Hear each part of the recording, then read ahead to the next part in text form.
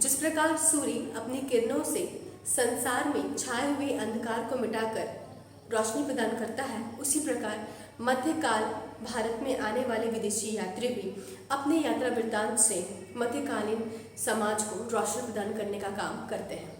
नमस्कार, मैं प्रीति कुमारी गुप्ता, आचार्य मनोहर लाल अग्रवाल सरस्वती विद्या मंदिर इंटर महाविद्यालय लोहरदगा। आज के इस वीडियो में मैं आपको ऐसे ही एक मध्यकालीन भारत में आए विदेशी यात्री के बारे में बताऊंगी। मध्यकाल में आने वाले विदेशी यात्रियों में देख सकते हैं हम सभी Marco Polo, Francis Bernier, Abdul Razzaq, Niccolo Conti, Al Biruni, Ibn Battuta इत्यादि कई ऐसे यात्री थे जो मध्यकाल के दौरान भारत आए और इनके यात्रा वृत्तांत से हमें मध्यकालीन भारतीय जीवन के बारे में जानकारी मिलती है। ऐसे ही एक यात्री थे जो कि अफ्रीका से थे, इब्न बतूता। आज की इस वीडियो में मैं आप सभी को इब्न बतूता के बारे में बताऊंगी। इब्न बतूता का जन्म 24 फरवरी 1304 को अफ्रीका में मोरक्को के तंजीर नगर में हुआ था। उनका परिवार काजी परिवार से बिलोंग करता था, जो कि इस्लामी कानून का अच्छा ज्ञाता थे। इब्न बतूता की भी परवरिश इस्लामी रीति रिवाज के अनुसार हुई। बचपन से ही उनके मन में ये इच्छा रही कि वो संसार के जितने भी इस्लामिक कंट्री हैं उनकी यात्रा करें और जितने भी इस्लामिक तीर्थस्थान हैं उनकी यात्रा करें। यही कारण है कि महज 21.5 वर्ष की आयु में वे अपना घर बार छोड़कर यात्रा पर निकल जाते हैं और कई इस्लामिक देशों की यात्रा करने के पश्चात उनको भारत के बारे में जानकारी मिलती है।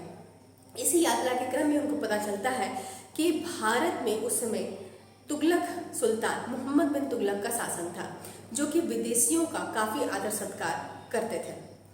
तब उनकी इच्छा होती है भारत जाने की। इसी क्रम में 1333 में वो सिंध के रास्ते भारत पहुंचते हैं और यहीं से उनकी भारत यात्रा की शुरुआत होती है। जैसे ही वो मोहम्मद बिन तुगलक के शासनकाल में पहुंचते हैं, तो जैसे हम और आप भी किसी के यहाँ मिलने जाते हैं तो उनके लिए कुछ भेंट लेकर जाते हैं, उसी प्रकार इब्न बतूता भी अपने सुल्तान के लिए कुछ भेंट और दास दासी भी लेकर जाते हैं। मोहम्मद बिन तुगलक इब्न बतूता की विद्वता से काफ़ी प्रभावित होते हैं और वे उन्हें अपने दरबार में काजी के पद पर नियुक्त कर लेते हैं। इब्न बतूता 9 वर्षों तक लगातार काजी के पद पर रहते हैं, लेकिन इसी दौरान उनकी सुल्तान से कुछ बात पर मतभेद हो जाती है, जिस कारण से 40 दिनों तक उनको निर्वासित कर दिया जाता है और पुनः फिर वे इब्न बतूता को काजी पद पर नियुक्त कर लेते हैं। इसके पश्चात मोहम्मद बिन तुगलक इब्न बतूता को अपना राजदूत बनाकर चीन भेजते हैं और उनके साथ काफ़ी सारा धन दौलत भी देते हैं और उपहार भी देते हैं। लेकिन चूंकि इब्न बतूता स्वभाव से कुपकड़ थे, तो इधर उधर रास्ते में ही जाने के क्रम में वो सारे उपहार और जो धन था वो समाप्त हो जाता है। कुछ डाकुओं द्वारा लूट लिए जाते हैं, कुछ खराब हो जाते हैं, जिस कारण से इब्न बतूता सोच में पड़ जाता है।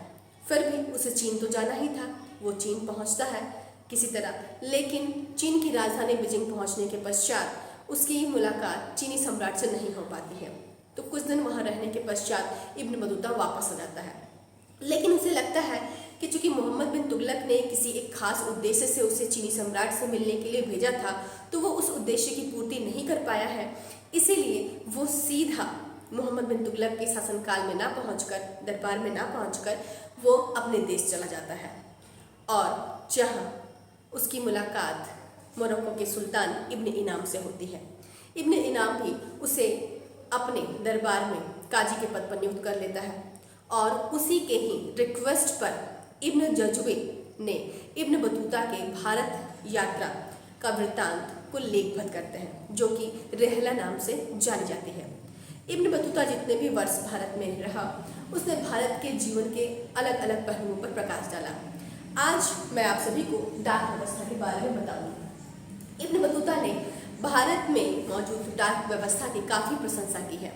उन्होंने बताया है कि भारत में ये जो डाक व्यवस्था है वो 2 तरह की होती है, एक पैदल डाक व्यवस्था और दूसरी अश्व डाक व्यवस्था।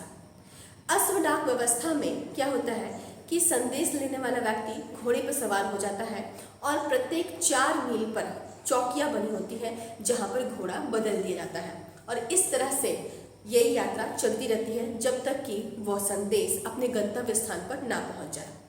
पैदल डाक व्यवस्था में क्या होता है कि 1 मील की दूरी को 3 पार्ट में डिवाइड, यानी 1/3 भाग में कुछ गांव होते हैं जहां पर एक मंडप बना होता है, जहां पर पहले से ही हरकारा तैयार बैठा रहता है। यहाँ से संदेश लेने वाला हरकारा अपने हाथ में 2 हाथ लंबा दंड लेता है, जिसके छोर पर घुंघरू बंधा होता है और दूसरे हाथ में पत्र होता है। वो पूरी ताकत के साथ दौड़ता है और 1/3 मील की दूरी तय करने के पश्चात जो दूसरा हरकारा है उसे घुंघरू की आवाज़ से ही अंदेशा हो जाता है कि संदेश आने वाला है। वो दूसरे हाथ से उसके हाथ से पत्र लेता है और वो फिर उसी क्रम में तेजी से दौड़ता है और यही प्रक्रिया चलती रहती है जब तक कि संदेश अपने स्थान पर ना पहुंच जाए। इस तरह से इब्न बतूता बताता है कि जहां किसी संदेश को पहुंचने में 50 दिन लगते हैं, वो संदेश इस व्यवस्था के तहत महज 5 दिन में ही वो पहुंच जाती थी। इस तरह से हम देखते हैं कि इंटरनेट, मोबाइल, इन सब की सुविधा ना होने के बाद भी मध्यकालीन भारत में डाक व्यवस्था जो थी वो काफ़ी तेज थी। इसीलिए यही कारण है कि इब्न बतूता ने भारतीय डाक व्यवस्था की काफ़ी प्रशंसा भी की है। अपने अगले वीडियो में मैं आपको बताऊंगी इब्न बतूता के द्वारा आंखों देखा सती प्रथा, और साथ ही ये भी बताऊंगी कि किस प्रकार इब्न बतूता ने भारतीय नगरों का वर्णन किया है। तब तक के लिए धन्यवाद।